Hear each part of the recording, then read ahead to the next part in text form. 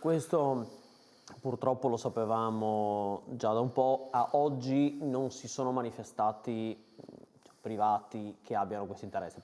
Contestualizziamo, parliamo della galleria Astra che è rimasta purtroppo da qualche anno deserta. Prima c'erano alcune attività, c'era un magazzino, un grande magazzino generalista che ha chiuso anche quello, insomma.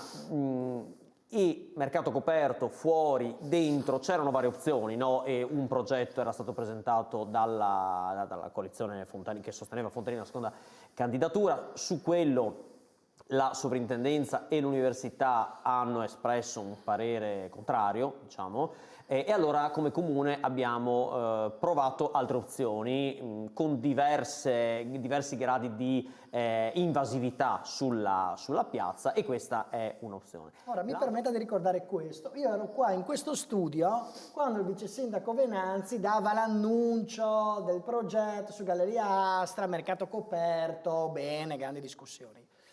Ora leggiamo che mancano i finanziatori e quindi di questa grande, come dire, pubblicità, non se ne fa niente.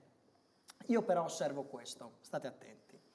Mancano i finanziatori, ma i finanziatori, soprattutto i privati, ci sono quando noi abbiamo delle progettualità chiare. Se uno ha un progetto chiaro e vincente, il privato capisce che lì possono esserci dei benefici, lì il privato interviene.